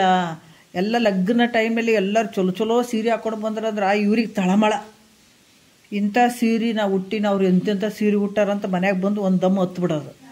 ಇಂಥ ಸೀರೆ ಇಲ್ಲ ನನ್ನ ಬಳಿ, ಬಂಗಾರದ ಮಂಗಳಸೂತ್ರ ಇಲ್ಲ, ಬಂಗಾರದ ಆಭರಣಗಳಿಲ್ಲ ನನ್ನ ಬಳಿ ಅಂತ ಅಳೋರು ಏಸು ಮಂದಿ. ಹೌದಲ್ಲ? ಯಾವಾಗ ಅಪೇಕ್ಷೆ ಇದ್ದಾಗ ಇವೆಲ್ಲ ಉಳಿತಾವೆ. ಯಾವಾಗ ಎಲ್ಲದ್ರ ಮೇಲೆ ಉದಾಸೀನ ಬಂದು ನಾನೇ ಅವ್ರು ತೊಗೊಂಡು ಏನು ಮಾಡೋದು, ಎಲ್ಲ ಅನಿತ್ಯದಿಂದ ಕೂಡ್ಯದ, ಅದ್ರಾಗೇನು ಸುಖ ಐತೇನಂತ ಕೇಳಿ ಅಲ್ಲಿ ಉದಾಸೀನ ಭಾವ ಬಂತಂದ್ರೆ ಅದಕ್ಕಿಂತ ಸುಖ ದೊಡ್ಡದೈತೇನೆ ಏನಾರ. ಅದಕ್ಕೆ ವಿರತಿಯಿಂದ ಇತರ ಸಂಪದ ಸುಖ ಮುಂಟೆ ಅಂತಾರೆ. ಯಾವುದೇ ಇಹಪರದ ಭೋಗಾದಿ ವಸ್ತುಗಳಾಗಿರ್ಬೋದು, ಪರಲೋಕದ್ದಾಗಿರ್ಬೋದು, ಅವೆಲ್ಲವುಗಳ ಮೇಲೆ ವೈರಾಗ್ಯ ಭಾವ ಬರುವಂಥದ್ದು. ಇದು ಬಂತು ಅಂದಾಗ ಅವೆಲ್ಲ ಹೆಂಗದಾವಂದ್ರೆ ಅನಿತ್ಯದಿಂದ ಕೂಡಿದಾವ. ಅವು ತೊಗೊಂಡು ಏನು ಮಾಡಾಕ, ಅವು ಸತ್ಯ ಅದಾವೇನ? ಸಿದ್ಧಾರೂಢರು ಮನೆ ಬಿಟ್ಟು ಹೋದ್ರು. ಅವ್ರಿಗೆ ಅನ್ನಿಸ್ತು, ಅವ್ರ ಅಪ್ಪ ಅಮ್ಮ ಪುರಾಣ ಕೇಳ್ತಾ ಇದ್ದಾಗ ದೃಶ್ಯವಾಗಿ ಕಾಣುವಂಥ ಜಗತ್ತು ಮಿಥ್ಯ, ಒಂದಲ್ಲ ಸಲ ಪ್ರಳಯ ಆಗ್ತದೆ, ನಾಶ ಆಗ್ತದೆ ಅಂತ ಹೇಳಿದ್ರು. ಅವಾಗ ಮನಸ್ಸಿನಲ್ಲಿ ನೋಡ್ರಿ, ಮನಸ್ಸು ಹೆಂಗೆ ಪಲ್ಲಟ ಆಗಿಬಿಡ್ತದೆ, ಹಂಗಾಗಬೇಕು. ಕೇಳಿದ ತಕ್ಷಣ ಭಾವ ಬಂತು ನೋಡ್ರಿ, ವೈರಾಗ್ಯ ಭಾವ ಬಂತು. ಅರೆ ರೇ ರೇ ರೇ ಏನು ಕಾಣೋಣ, ಏನೇನು ಕಾಣ್ತದೆ ಎಲ್ಲ ಒಂದಲ್ದ ಒಂದು ಸಲ ನಾಶ ಆಗ್ತದೆ, ಇದನ್ನು ತೊಗೊಂಡು ನಾನೇನು ಮಾಡಲಿ ಅಂದರು ಅವರು. ಏನೇ ಇದ್ರೂ ಕೂಡ ಒಂದಲ್ದ ಒಂದು ಸಲ ನೀ ಬಿಟ್ಟು ಹೋಗೋವನೇ, ಅಥವಾ ಇವೆಲ್ಲ ನಿನಗೆ ದೃಶ್ಯವಾಗಿ ಕಾಣಿಸ್ತದಲ್ಲ, ಸರ್ವ ಪದಾರ್ಥಗಳು ಸರ್ವ ಈ ಜಗತ್ತಿನ ತೋರ್ತದ, ಎಲ್ಲನೂ ನಿನ್ನ ಶರೀರವನ್ನು ಹಿಡ್ಕೊಂಡು ಯಾವುದು ಉಳಿಯಂಗಿಲ್ಲ, ಎಲ್ಲ ಒಂದು ಸಲ ನಾಶ ಆಗ್ತದಂದಾಗ ಮತ್ತು ಚಂದ ಅಚ್ಚುಕಟ್ಟಾಗಿ ರುಚಿಕಟ್ಟಾಗಿ ಸಂಸಾರ ಮಾಡೋದು ಇದೆಲ್ಲ ಸತ್ಯ ಅಂತ ತಿಳ್ಕೊಂಡು ಮನಸ್ಸು ಇದ್ರಾಗ ಹಾಯ್ಕೊಂಡು ಸಾಯವ್ರಿಗೆ ದಮ್ಗಟ್ಟು ಸಾಯಂಗೆ ಮನಸ್ಸಾಗ್ತದ ಯಾರಿಗಾರ. ಮೊದಲಲ್ಲಿ ಹೊಡ್ತ ಬಿದ್ದುಬಿಟ್ಟದ, ಗುರುವಿನ ವಾಕ್ಯ ಹೊಡ್ತ ಬಿದ್ದುಬಿಟ್ಟದಲ್ಲಿ, ಮೂಲ ಬೇರಿಗೆ ಪೆಟ್ಟು ಬಿದ್ದದಲ್ಲಿ. ಎಲ್ಲ ಸತ್ಯ ಐತಪ್ಪ, ಜಗತ್ತು ಸತ್ಯ ಐತೆ, ಈ ಶರೀರ ಸತ್ಯ ಐತೆ, ಕೊನೆವರೆಗೂ ನಾ ಇದ್ದು ಸಂಸಾರ ಮಾಡೋ ಗಟ್ಟಿಯಾಗಿ ಅಂತ ಅನ್ನುವಂಥ ಭಾವ ಇದ್ರೆ ಅಲ್ಲಿ ರುಚಿಕಟ್ಟಾಗಿ ಸಂಸಾರಗಳು, ಅಪೇಕ್ಷೆಗಳು, ಒಂದು 4 ಮನೆ ಕಟ್ಟಬೇಕು, ಗಾಡಿ ಕಟ್ಟಬೇಕು, ರೊಕ್ಕ ಜಮಾಯಿಸ್ಬೇಕು ಅನ್ನೋದು ಬರ್ತದೆ. ಮತ್ತು ಮೂಲ ಈ ಕಾಣ್ತದಲ್ಲಿ ಎಲ್ಲ ಕಾಣುವಂಥ ಜಗತ್ತು ಒಂದಲ್ಲ ಒಂದು ಸಲ ನಾಶ ಆಗಿ ಹೋಗ್ತದಂದಾಗ ಇದನ್ನು ತೊಗೊಂಡು ನಾನೇನು ಮಾಡಲಿ ಅನ್ನಂಗಾಗಿಬಿಡ್ತು ನೋಡ್ರಿ ಸಿದ್ಧಾರೂಢರಿಗೆ. ಇದನ್ನ ಹಿಡ್ಕೊಂಡು ನಾನೇನು ಮಾಡಲಿ, ಒಂದಲ್ದ ಒಂದು ಸಲ ಇದು ನಾಶ ಆಗೋದು, ನಾಶ ಆಗದೆ ಇರುವಂಥದ್ದು ಒಂದು ವಸ್ತು ಐತಲ್ಲ, ಅದು ನನಗೆ ಗೊತ್ತಾಗಬೇಕು ಅನ್ನುವಂಥ ವಿಚಾರದಲ್ಲಿ ಅವರು ಮನೆ ಬಿಟ್ಟರು. ಮನೆ ಬಿಟ್ಟು ಹೋದರು ಸದ್ಗುರುವಿನ ಹುಡುಕ್ಲಿಕ್ಕೆ. ಹಂಗೆ ಇಲ್ಲಿ ಕೂಡ ಹೇಳ್ತಾರ, ಇವು ಯಾವಾಗ ಈ ದೋಷದಿಂದ ಕೂಡಿದಾವ, ಅನಿತ್ಯದಿಂದ ಕೂಡಿದಾವ, ಯಾವುದೇ ಇರ್ಬೋದು, ಯಾವ ಆಸೆಗಳೇ ಇರ್ಬೋದು, ಎಲ್ಲ ಕ್ಷಣಿಕ ಕ್ಷಣಿಕ ಕ್ಷಣಿಕ. ಇದ್ರಾಗ ಯಾವಾಗ ವೈರಾಗ್ಯ ಅನ್ನುವಂಥದ್ದು ಉತ್ಪನ್ನ ಆಯಿತು, ಅದರಿಂದ ಕಾಮ ಕ್ರೋಧಾದಿಗಳು ಕೂಡ ಅಲ್ಲಿ ತ್ಯಾಗ ಆಗಿಬಿಡ್ತಾವೆ. ಉದಾಸೀನ ಭಾವ ಬಂತು ಅಂದಾಗ, ಅಪೇಕ್ಷೆ ಭಾವನೆ ಅಲ್ಲಿ ಒಡೆದು ಹಾಕಿದಾಗ, ಅದಕ್ಕೆ ಒಂದು ಗುರುವಿನ ವಾಕ್ಯ ಒಂದು ಭಾಳಷ್ಟು ಕೆಲಸ ಮಾಡ್ತಾವೆ. ಈಗ ಲೈಫ್ ಲಾಂಗ್ ರೋಗ ಇತ್ತು, ಸಾಯೋವರೆಗೂ ನಾವು ಶುಗರ್ಗೆ ಟ್ಯಾಬ್ಲೆಟ್ಸ್ ತೊಗೊಳ್ಬೇಕು, ಹೌದಲ್ಲ? ಕೆಲವು ರೋಗಗಳು ಸ್ವಲ್ಪ ಒಂದು 2 ವರ್ಷ 3 ವರ್ಷಕ್ಕೆ ಅದನ್ನು ಟ್ಯಾಬ್ಲೆಟ್ ದಿನ ತೊಗೊಳ್ಬೇಕ್ರಿ, ಕಡಿಮೆ ಆಗ್ತದೆ ಅಂತ ಹೇಳುತ್ತಾರೆ. ಹೀಗೆ ಒಂದೊಂದು ರೋಗಗಳು ಒಂದೊಂದು ಥರ ಇರ್ತಾವೆ. ಇದು ಭಾಳ ಜನ್ಮಾಂತರ ರೋಗ ಐತಲ್ಲ, ಇದು ಈ ತೊಗೊಂಡು ಬಿಟ್ಬಿಡಕ್ಕೆ ನಡೀತದೆ. ಇಷ್ಟು ವರ್ಷ ಅಂತಲ್ಲ, ಈ ಕರೆಕ್ಟಾಗಿ ಗುರು ಹೇಳಿದಂಥ ಈ ದಿನ ಕೊಡುವಂಥ ಔಷಧಿಗಳನ್ನು, ಈ ಗುಳಿಗೆಯನ್ನು ಪ್ರತಿ ದಿವಸ ತೊಗೊಳ್ಬೇಕು. ಒಂದು ದಿವಸ ಬಿಟ್ಟರೆ ಇದು ನಡೆಯಂಗಿಲ್ಲ ನೋಡ್ರಿ, ಇನ್ನೂ ಜಾಸ್ತಿ ರೋಗ ಉಲ್ಬಣ ಆಗಿಬಿಡ್ತದಂತ ಒಂದೊಂದು ಗುಳಿಗೆಗಳನ್ನು ಬಿಟ್ಟರೆ ಕಂಟಿನ್ಯೂ ತೊಗೊಳ್ಬೇಕು ಅವು. ಅದ್ರಾಗ ಸದ್ಗುರು ಕೊಡುವಂಥ ಈ ಗುಳಿಗೆಗಳನ್ನು ದಿನಾ ತೊಗೊಳಂತ ಹೋದ್ರೆ ಆರಾಮಾಗಿ ಬಿಡ್ತಿದ್ದೆ, ಜಲ್ದಿ ಆರಾಮಾಗಿ ಬಿಡ್ತಿದ್ದೆ. ಅದಕ್ಕೆ ಈ ರೀತಿ ಈ ಕಾಮ ಕ್ರೋಧಾದಿಗಳು ಕೂಡ ಅಲ್ಲಿ ಹೋಗ್ಬಿಡ್ತಾವೆ. ಈ ವಿಷಯಗಳಲ್ಲಿ ಯಾವಾಗ ವೈರಾಗ್ಯ ಬಂತು ನಿನಗೆ, ನಿಜ ವೈರಾಗ್ಯ ಬರಬೇಕು. ಮತ್ತು ವೈರಾಗ್ಯ ಅಂದರೆ ಸಣ್ಣ ಪುಟ್ಟ ವೈರಾಗ್ಯ ಅಲ್ಲ. ಗುರುಗಳು ಹೇಳಿದ್ಗಾನೆ ಇಲ್ರಿ ನಾ ಎಲ್ಲ ಬಿಟ್ಟಿನ್ರಿ ಅನ್ನೋದಲ್ಲ. ಅದು ನಿನ್ನೊಳಗೆ ಸಂಪೂರ್ಣವಾಗಿ ಬಿಟ್ಕೊಳ್ಬೇಕು. ಆ ರೀತಿಯಲ್ಲೇ ನಡ್ಕೊಳ್ಬೇಕು. 4 ಮಂದಿ ನಾನು ಶರಣ ಅದೀನಿ ರೀ, ದೊಡ್ಡ ಪಂಡಿತ ಅದನ್ರಿ, ಅವ್ರ ಸಲುವಾಗಾರ ನಾ ಬಿಟ್ಕೊಳ್ಬೇಕಲ್ರಿ, ಅವ್ರ ಕಣ್ಣು ಎದುರುಗಡೆ ನಾ ಬಿಟ್ಟಿನಂತ ತೋರಿಸ್ಬೇಕು. ಇಂಥ ಗುಣಗಳು ನಡೆಯಂಗಿಲ್ಲ. ಏನಿರಬೇಕು, ಏಕ ಇರಬೇಕು, ಒಳ ಹೊರಗೆ ಒಂದು. ಯಾರು ನೋಡಿದ್ರೆ ಬಿಟ್ಟರೆ ಯಾವ ಭಾವ ಇರಬಾರ್ದು, ಯಾವ ಅಪೇಕ್ಷೆ ಇರಬೇಕು. ಜಗತ್ತಿನ ಅವ್ರ ಹೊಗಳಿ ಇವ್ರುಗಳು ಯಾವ ಪ್ರಚಾರಕ್ಕೆ ಬರಬೇಕು, ಪ್ರಸಿದ್ಧಿಗೆ ಬರಬೇಕು, ಅವ್ರು ನನಗೆ ದೊಡ್ಡ ಶಾಣೆ ಅಂತ ಅನ್ನಬೇಕು, ನಾ ದೊಡ್ಡ ಸಾಧು ಅದಿನ ಅಂತ ತಿಳ್ಕೊಬೇಕು, ದೊಡ್ಡ ಶರಣ ಅದಿನ ಅಂತ ಇವು ಎಂಥ ದೊಡ್ಡ ಅಜ್ಞಾನ ರೀ, ಇದು ದೊಡ್ಡ ಅಜ್ಞಾನ. ಇದು ಅವು ಯಾವ ಉಳ್ಕೊಳ್ಬಾರ್ದು. ವೈರಾಗ್ಯ ಅಂದ್ರೆ ಸಂಪೂರ್ಣ, ಅದು ವೈರಾಗ್ಯ ಸಂಪೂರ್ಣ ನಿಜ ವೈರಾಗ್ಯ ಇದ್ದಾರೆ. ಅವರು ಬಿಟ್ಟಿವಂತನೂ ಹೇಳಂಗಿಲ್ಲ. ಅವರು ಭಾಳಷ್ಟು ಜನ ಮನೆ ಬಿಟ್ಟು ಬಂದಿರ್ತಾರೆ. ನಾವು ಎಷ್ಟೋ ಜನರ ಬಾಯಿಲೆ ಕೇಳಿರ್ತೀವಿ. ಕೇಳಿದಾಗ ಬರೀ ಮನೆ ಜಪ ಮಾಡ್ಕೊಂಡು ಕುಂದಿರ್ತಾರೆ ಮನೆ ಬಿಟ್ಟು ಬಂದು. ಏನು ರೀ, ಒಂದು 50 ಎಕರೆ ಹೊಲ ಇತ್ತು, ರೊಕ್ಕ ರೂಪಾಯಿ ಭಾಳ ಇತ್ತು ರೀ, ಹೆಂಡತಿ ಮಕ್ಕಳು ಎಲ್ಲರೂ ಇದ್ರಿ, ಚಂದ ಇದ್ರಿ, ಎಲ್ಲರೂ ಇದ್ದರು, ಆದ್ರೆ ಬಿಟ್ಟು ಬಂದೀನಿ ರೀ ನಾನು ಅಂತಾರೆ. ಅದು ಯಾಕೆ ಹೇಳ್ತಿದ್ವಿ? ಬಿಟ್ಟಿದ್ದಂದ್ರೆ ಸುಮ್ಮಿರು, ಅದನ್ನ ಯಾಕೆ ಜಪ್ಪಿಸ್ಕೊಂತ ಕೂಡ್ತಿ? ಬಿಟ್ಟಿದ್ದು ಬಿಟ್ಟಂಗೆ ಅದು, ಅದನ್ನ ಹೇಳ್ಕೊತ ಕುಂದಿರ್ತೇನೆ ನೀನು? ಹೇಳಂಗೂ ಇಲ್ಲಪ್ಪ ಅದು. ಅದಕ್ಕೆ ಇಲ್ಲೇನು ಹೇಳ್ತಾರ, ಯಾವಾಗ ನಿನ್ನಲ್ಲಿ ಪರಮ ವೈರಾಗ್ಯ ಅರಿದು ಅನಿತಾದಿ ವಿಷಯದೋಳುಳ್ಳ ದೋಷವನ್ನು ತೊರೆದವನು ಮರಳಿ ಮೋಹಿಸದೆ ಚಲಿಯಾಗಿ. ನೋಡ್ರಿ, ಯಾವಾಗ ಇಲ್ರಿ ನಾ ಗುರುವಾಕ್ಯನೇ ಕೇಳಿಲ್ಲ, ಮನೆ ಬಿಟ್ಟು ಬಂದೀನಿ ರೀ, ಮತ್ತು ಹೆಂಗೆ ಬಿಟ್ಟು ಬಂದಿ ಮನೇನೇನು? ಹೆಂಡತಿ ಮಕ್ಕಳ ಮೇಲೆ ದೋಷ ಭಾವ ಹೆಂಗೆ ಬಂತು? ಯಾಕೆ ಬಿಡ್ಬೇಕಂತ ಬಂತು? ಬೇಕಲ್ಲ. ಯಾವಾಗ ಗುರುವಾಕ್ಯ ಕೇಳಿದಾಗ ವೈರಾಗ್ಯ ಬರುವಂಥದ್ದು ಗೊತ್ತಾಗ್ತದೆ. ಅರಿದು ಅನಿತಾದಿ ತಿಳ್ಕೊಳ್ಬೇಕು, ಇದು ಹಿಂಗೈತೆ, ಇವೆಲ್ಲ ಕ್ಷಣಿಕ ಅದಾವ. ಇವೆಲ್ಲ ನನ್ನವ್ರು ಅಂತ ಅಂತೀವಿ.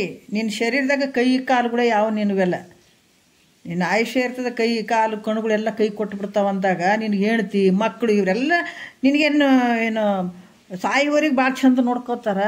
ಅವ್ರು ನಾನು ಬಿಟ್ಟು ಆಗಲಂಗಿಲ್ಲ ಅಂತ ತಿಳ್ಕೊಂಡೆ. ನೀನು ಉತ್ಸಾಹ ಅಂತಾರೆ. ನಿನಗೆ ಹೇಳ್ದೆ ಕೇಳಿದೆ ಬಾಯ್ ಬಾಯ್ ಟಾಟಾ ಮಾಡ್ತಾರೆ, ಇದ್ದಾಗೂ ಮಾಡ್ತಾರೆ.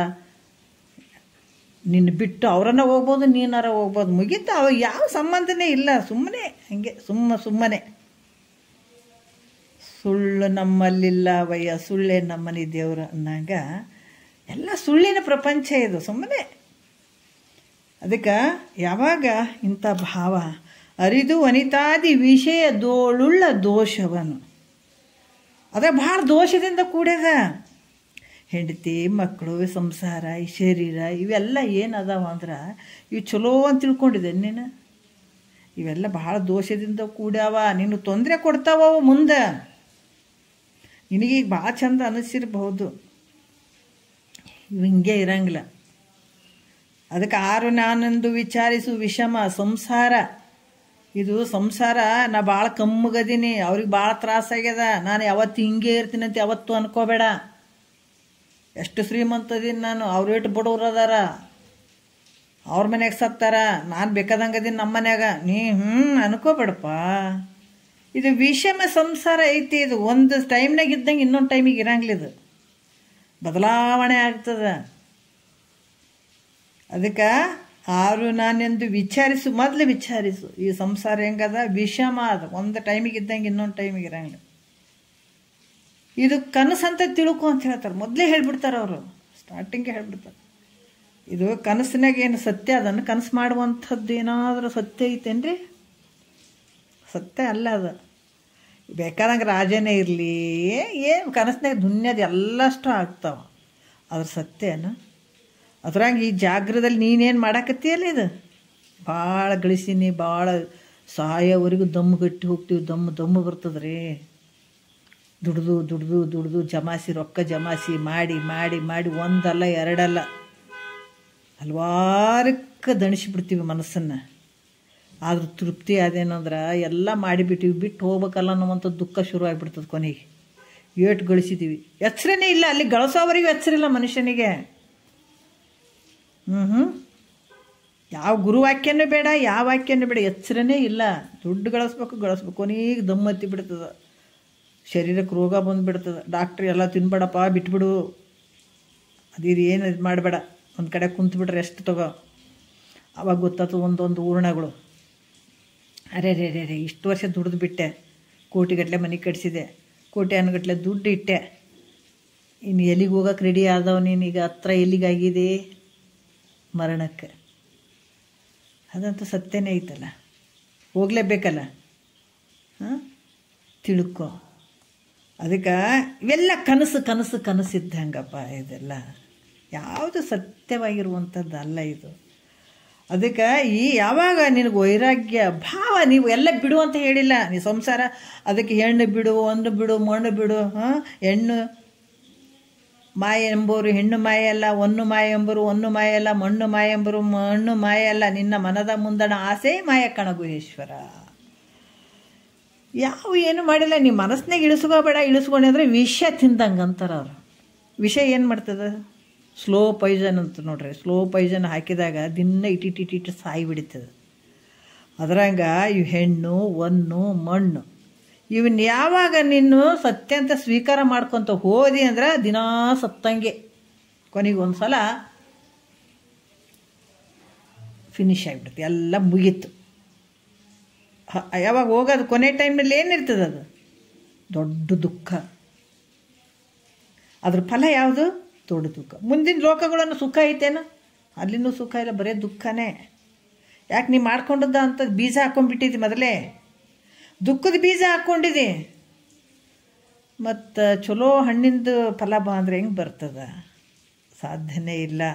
ಅದಕ್ಕೆ ಮಹಾತ್ಮರು ಅರಿದು ವನಿತಾದಿ ವಿಷಯ ದೋಳುಳ್ಳ ದೋಷವನ್ನು ತೊರೆದವನು, ಆ ದೋಷದಿಂದ ಕೂಡಿದವಂತ ಆ ಮನಸ್ಸನ್ನು ತೆಗೆದು ಹಾಕುವಂಥದ್ದು.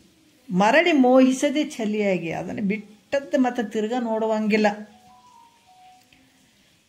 ಅದು ನೋಡಬಾರ್ದು. ಯಾಕಂದರೆ ಅದರ ದೋಷಗಳು ಅದಾವ, ಅದ್ರಾಗ ಏನು ಮಾಡ್ತೀರಿ? ಅದಕ್ಕೆ ಇವೆಲ್ಲವನ್ನು ಬಿಟ್ಟು ಇವೆಲ್ಲ ಹೆಂಗದಾವ, ನಾಶ ಆಗುವಂಥವು ಅದಾವ ಅಂತ ತಿಳ್ಕೊಂಡೆ ಸಿದ್ಧಾರೂಢರು ಮನೆ ಬಿಟ್ಟು ಹೋದ್ರೆ ಯಾಕೆ ನಾಶ ಆಗ್ತಾವ? ಯಾವ ಉಳಿಯುವಂಥವಲ್ಲ.